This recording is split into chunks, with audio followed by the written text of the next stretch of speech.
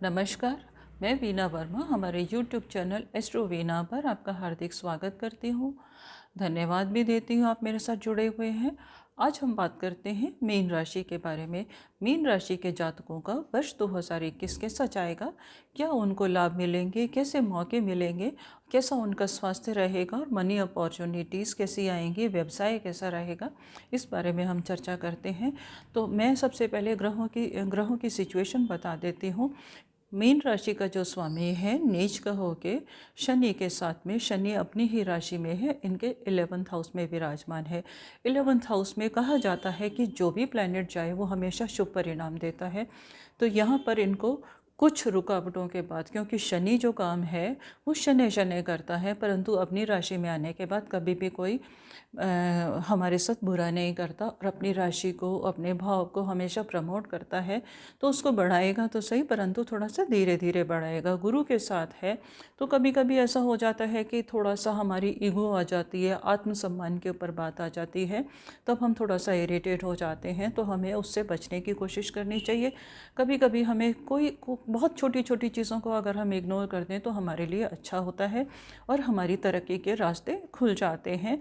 और यहाँ पर जो शनि और बृहस्पति हैं, हमें थोड़े से संघर्ष के बाद सफलता देने वाले हैं और हमारा जो जीवन है वो बहुत सफल होने वाला है। जो हम चाहेंगे, जो हमारी अभिलाषा होगी वो इस समय में पूरी हो जाएगी। यहाँ पर हमें लाभ पूरा मिलेगा।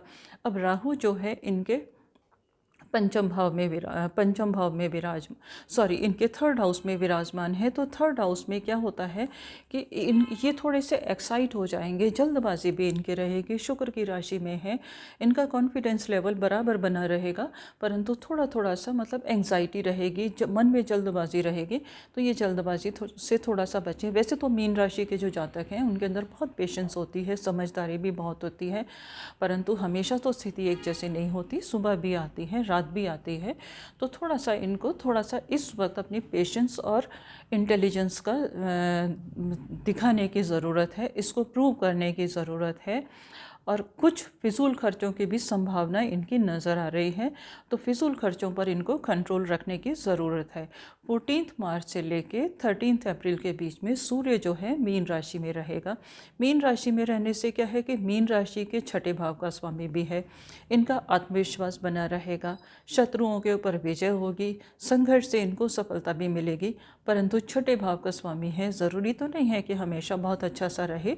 तो इनको इस वक्त में अपने स्वास्थ्य के लिए बिल्कुल लापरवाही बरतने की ज़रूरत नहीं है। स्वास्थ्य का विशेष रूप से ध्यान रखेंगे, क्योंकि स्वास्थ्य का ध्यान, एक बार अगर हमें कोई बीमारी हो जाती है तो हमारा बहुत सारा समय खराब हो जाता है। तो इस वक्त नेचुरल तरीके से अपने स्वास्थ्य का ध्यान रखेंगे, अपना खाना पीना डाइट कंट्रोल में लेंगे, स्पाइसी फूड से बचेंगे, जंक फूड से बचेंगे, तो इनका जो स्वास्थ्य है इनका हमेशा साथ देगा।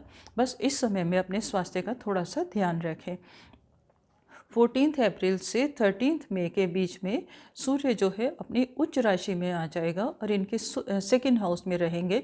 तो यहाँ पर इनको धन का लाभ मिलेगा और ये अपनी सूझबूझ से, अपनी एबिलिटी से और अपने दिमाग से बहुत अच्छा धन कमा सकते हैं, क्योंकि यहाँ पर सूर्य इनको फ़ायदा भी देगा, साथ साथ कंपटीशन भी देगा, थोड़े से मुश्किल हालात भी देगा। तो ये सूझबूझ से अगर आगे बढ़ेंगे तो इनको अच्छा धन का लाभ रहने का बन सकता है। 6 अप्रैल से 13 सितंबर के बीच में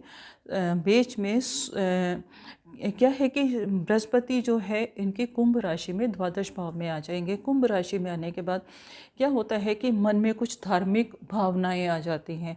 द्वादश भाव में हमारे मन में ये विचार आते हैं कि नहीं, हमें कुछ रिलीजियस काम करने चाहिए, और इस वक्त हम कुछ धार्मिक यात्राएं भी कर लेते हैं।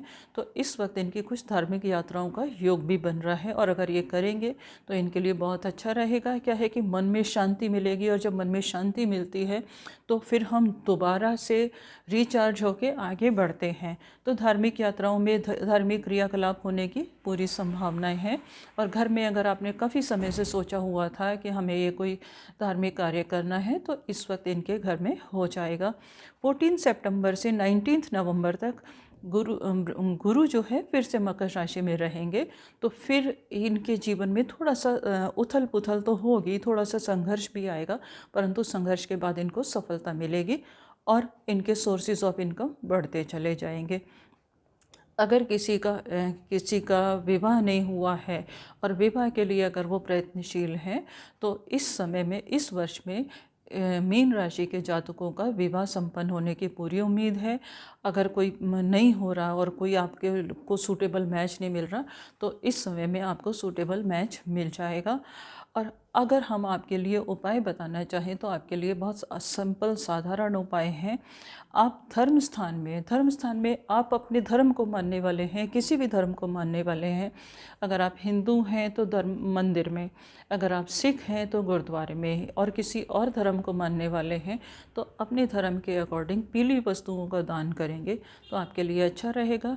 आप पीला कपड़ा भी दे सकते हैं, पीली मिठाई भी दे सकते हैं और पीली दाल भी दे सकते हैं।